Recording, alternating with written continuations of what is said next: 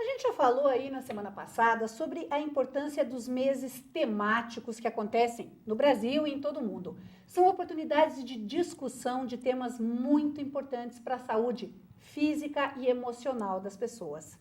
Setembro tem mais de um tema. Nós estamos vivendo aí no Brasil o Setembro Roxo, dedicado a divulgar e a ações de prevenção contra a fibrose cística, uma doença sistêmica, mas que ataca principalmente os pulmões, e é sobre essa doença e as ações de prevenção que eu converso com a Sabrina Tavares, médica pneumologista.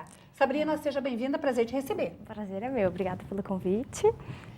Fibrose cística é uma doença que não é muito conhecida, infelizmente, né? Não, Quer não dizer, é muito. Tomara que ela nem fosse conhecida, mas Isso, precisa não. ser divulgada, né? Não é uma doença muito conhecida, precisa ser divulgada pela gravidade da doença e é uma doença genética, então é uma doença que não tem muitos sintomas nos primeiros anos de vida, então a gente precisa divulgar para que, inclusive, os médicos fiquem mais atentos, né? E o que é, efetivamente? É uma doença genética, a gente, assim, o que mais ouve falar é quando ela já está comprometendo bastante os pulmões, a respiração. Mas ela tem vários estágios antes disso. O que é, basicamente, a fibrose? Então, a fibrose cística ela é uma doença genética. Ocorre uma mutação num gene chamado CFTR, que é um gene responsável por codificar uma proteína, que é responsável pela entrada e saída de água e eletrólitos da célula. Então, quando tem essa disfunção, as secreções corporais elas ficam mais viscosas. Então, com o aumento da viscosidade, é que vão surgir os sintomas da fibrose cística. Tá? Então, por exemplo, na parte pulmonar, quando a gente tem um aumento da viscosidade do muco, você pode ter obstrução das vias aéreas, aumento da proliferação bacteriana por causa da secreção que fica ali, vai fazendo lesões pulmonares e, inclusive, óbito por disfunção respiratória.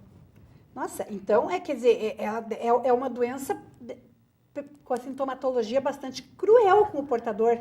Cruel. E como ela atinge todas as secreções corporais, não é só no pulmão o problema. Então, como existem mais de 1.900 mutações desse gene, vai depender da mutação do paciente que vai desencadear o quadro clínico que ele vai ter. Então, a gente tem desde pacientes assintomáticos, que descobrem por um erro lá, que foi fazer um exame e acabou descobrindo, não tem nada, e os pacientes que já nascem com alguns sintomas. Então, vão ter sintomas digestivos, dificuldade para ganhar peso, porque eles não, como atinge bastante o pâncreas também, você tem uma perda de enzimas digestivas, e são enzimas que digerem gordura. Então, se o paciente não absorve essa gordura, ele acaba não ganhando peso, sendo até casos com desnutrição. Verdade. E aí, porque às vezes se ele não consegue digerir essa gordura, ele vai ter problemas intestinais, Intestinais. Né? Um dos primeiros sintomas que pode aparecer é a esteatorreia, que é a perda de gordura nas fezes. Então, é bastante comum a queixa de diarreia, né, das crianças. E aí, baixo peso, não vai crescendo direito, acaba envolvendo o fígado. Então, ela é sistêmica mesmo, né? Vai para o corpo todo. E ela tem algum teste, algum diagnóstico precoce, alguma coisa que possa ajudar antes de aparecer os sintomas? Sim, já que geralmente aparecem os primeiros sintomas só nos primeiros anos de vida, então existe a triagem neonatal. Que, então, dentro do teste do pezinho, a fibrose cística é uma das doenças que é pesquisada, tá? Então, todo bebezinho na maternidade ou logo em seguida na unidade básica de saúde acaba fazendo o teste do pezinho, por isso é tão importante o teste do pezinho, porque lá vai na pesquisa de algumas doenças que tem lá, uma delas é a fibrose cística. E aí, no caso, que, né, isso nem é muito divulgado, porque, vou te confessar, meus filhos já estão bem velhinhos, né? Fizeram o teste do pezinho, mas se falava só da fenilcetonúria. Isso, porque o fibrose cística é mais novo mesmo, tá? Em 2006, 2007, se eu não me engano, é que começou a ter no teste do pezinho. Tá. Só três estados brasileiros tinham o teste do pezinho. Um deles era o Paraná, Santa Catarina e Minas Gerais. A partir de 2013, todos os estados brasileiros já está incluído no teste do pezinho. Então, agora vai começar a se diagnosticar um pouquinho mais. Aí dá aquele susto, nossa, aumentou os casos. Não, Isso, é que você ficou sabendo. ficou sabendo que eles existem, né? Exatamente. E a prevalência é muito alta? Aqui no Brasil, por causa da miscigenação racial, é 1 para 10 mil. Tá? Isso é considerado alto, É né? alto, é alto. Geralmente é de população caucasiana, mas por causa da miscigenação é 1 para 100, 1 para 10 mil. 1 para 10 mil. 1 para 10 mil. Então, e aí, a mãe recebeu esse diagnóstico com o bebezinho lá, e é um diagnóstico pesado, né? É um diagnóstico pesado. Para fazer o diagnóstico, não é já no primeiro teste do pezinho. Então, o teste do pezinho, ele serve como uma triagem, tá? Se o seu teste do pezinho vem alterado, você tem que repetir o teste do pezinho até 30 dias de vida, tá? Que é quando ainda é um exame válido. Depois de 30 dias de vida, a enzima lá que eles vão dosar já não tem muito, então não vai servir para fazer o diagnóstico. Se vier 2 testes do pezinho alterados, aí essa criança vai ser encaminhada para fazer o teste do suor, que é o teste diagnóstico da fibrose cística, tá? Então, por causa daquela dificuldade, disfunção na entrada e saída de água e eletrólitos, as crianças que têm fibrose cística, elas têm um suor salgado. Tá? Então, eles usam isso para fazer o teste. Você vai dosar o cloreto no suor. Então, quando você vê um cloreto aumentado no suor, você tem um teste positivo. Para fazer diagnóstico, você tem que ter 2 testes do suor positivos, tá? Ou algumas outras características, que são os quadro clínico, então os sintomas, ou história na família, que também vai ajudar. Existem testes genéticos, mas que aqui no Brasil a gente não faz muito, além de caro. O brasileiro, pela miscigenação, também tem muitas mutações diferentes. Né? No mundo todo, a mutação mais prevalente é a deleção do F508. 70% dos fibrocísticos do mundo tem essa mutação. No Brasil, só 40%. Então, já dificulta um pouquinho do teste genético, porque você vai gastar horrores, fazer um teste genético, vai vir negativo para esse, mas existem mais de 1.900 para você pesquisar. Então, é um teste que aqui no Brasil acaba não fazendo. Teria muito sentido, né? Isso. E aí, recebeu esse diagnóstico que é, como eu falei anteriormente, é uma sentença pesada, né? É uma sentença pesada. Para o portador e para a família, né? Exatamente. Para os pais e tal. Por quê? Porque o tratamento é muito complexo, né? Então, os tratamentos, eles são feitos em centros de referência, tá? Porque precisa de uma equipe multiprofissional. Então, na equipe vai ter um pneumologista, um gastroenterologista, nutricionista, fisioterapeuta, enfermeiro, psicólogo, assistente social. Acho que é isso. É tudo isso. É uma equipe grande, isso. né? E aí eles demandam muito tempo o tratamento também, porque eles têm que fazer várias inalações durante o dia, eles têm que fazer fisioterapia respiratória. Não é assim, é uma vez por semana, não, é todo dia. Eles têm que usar enzimas pancreáticas, já que eles estão perdendo a enzima pancreática por causa da doença, então eles têm que repor para conseguir digerir a gordura e ganhar peso. A alimentação deles tem que ser bem balanceada, tem que ser mais calórica do que uma pessoa que não tem fibrose cística, porque eles têm um gasto energético muito grande por causa da respiração e tudo mais. É uma vida sofrida. Coisa sofrida. E consegue levar uma vida normal em termos de estudar, de ir, sei lá, se divertir, aproveitar a vida, enfim. Consegue levar uma vida relativamente normal, Sabrina? Consegue, né? Se você for organizado, você consegue. Eu conheci uma fibrocística que fez o diagnóstico já com 20 e poucos anos, né?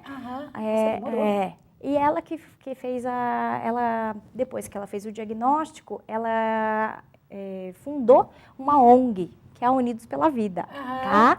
E ela faz atividade física, ela fez o curso superior de psicologia, então ela leva uma vida normal, assim. Então vai depender... Dentro do possível. Dentro do possível, Isso. claro, né? Quer dizer, é uma doença crônica com a qual ela está convivendo. Então aí já altera um pouco até aquele quadro que a gente tem do fibrocístico ligado a dúzias de equipamentos. Isso, hoje em dia a gente vê fibrocístico muito saudável aí, e dependendo do grau da doença, né, você acaba vendo assintomático, assim, né?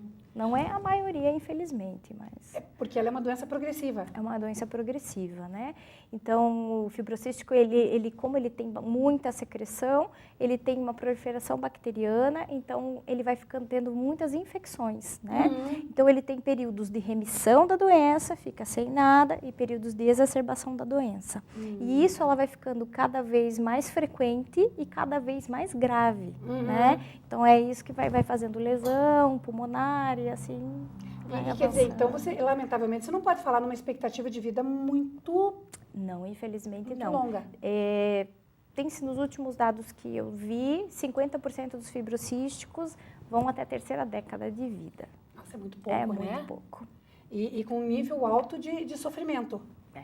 Mas o diagnóstico precoce pode ajudar a Com certeza, né? retardar, pelo menos, esses sintomas. Antes desse teste do pezinho e tudo mais, a sobrevida era no máximo 20. Então já se ganhou, né? Ganhou bastante coisa. E aí o pessoal que, né, tá aí numa faixa de idade, que esse teste é super recente, como é que alguém pode, que tem alguma suspeita, quando é que deve se procurar para se fazer esse teste? E se é o teste do suor também para o adulto ou para uma criança mais Existem velha? bastante características que a gente tem que sempre pensar, né? E isso ajuda até para alguns médicos, porque às vezes a gente acaba esquecendo, não é uma doença tão comum no nosso consultório. Então, aquela criança ou adulto que tem uma sinusite, uma pansinusite, que a gente chama, que é uma sinusite de vários seios da face, tem que ser investigado. Pólipo nasal recorrente tem que ser investigado. Esterilidade masculina, você tem que investigar a fibrose cística, porque os ductos aferentes, eles ficam bloqueados e acaba não indo o espermatozoide. Deixa eu pensar que mais... Mas aquela criança que sempre tem infecções respiratórias, baixo peso, que tem perda de gordura nas fezes, então algumas coisinhas. Assim, é uma criança sempre doentia, por exemplo. É aquela criança que, né, as pessoas, até as avós dizem, nossa, essa criança é tão doentia. Isso. É o caso que o caso, deve fazer um teste de suor, né? E deve ser um teste relativamente simples, o teste do suor? É um teste simples, né? Ele tem geralmente duas técnicas. A mais comum, porque é mais fácil, é a da condutividade. E você coloca um calorzinho, assim, num pedacinho do braço mesmo, com alguma gaze. E essa gaze, você vai fazer você suar ali. E essa gaze mesmo, você vai deixar de um dia para o outro, depois colocar alguns reagentes para você dosar o cloreto. A quantidade aí de sal É simples, indolor. Aí, no caso, encaminha para um pneumologista, geralmente, você vai para esse centro de referência. Isso. Aqui no Paraná, nós temos 2 lugares que fazem o teste do suor, que é o Hospital Pequeno Príncipe e a FEP, que é a Fundação Econômica de Proteção Excepcional, lá em Curitiba. Então, geralmente, se um teste do suor já vem positivo, eles automaticamente já vão entrar em contato com os centros de referência, que são ou no Hospital de Clínicas ou no Hospital Pequeno Príncipe. No Hospital Pequeno Príncipe é só infantil, né, tratamento infantil, e no Hospital de Clínicas tem tanto para crianças quanto para adultos, tem ambulatório de adulto também. E saber que é uma doença que vai ter que conviver, mas que tem que manter uma atitude positiva aí. Isso. Sempre. Sempre. Tá certo. Nossa, adorei conversar com você. Muito bom essas notícias, essas informações, e a gente torce para que, né, as pessoas consigam aí, quem sabe, até achar uma cura mais para frente, né? Isso, existem algumas pesquisas de tratamentos genéticos, já mexendo naquele defeitinho do gene para acertar aquilo, melhorar a entrada e saída da água e eletrólitos e resolver. Então, aí dá para se falar em cura, né? Aí dá para se falar em cura. Então, a gente sempre tem que ter esperança. Exatamente. Muito obrigada. Obrigada eu. No próximo bloco, a gente vai falar com a advogada Cristina Rausch, que é a coordenadora do Núcleo Maria da Penha da Universidade Estadual de Ponta Grossa. Um instante só e eu já volto. Não saia daí.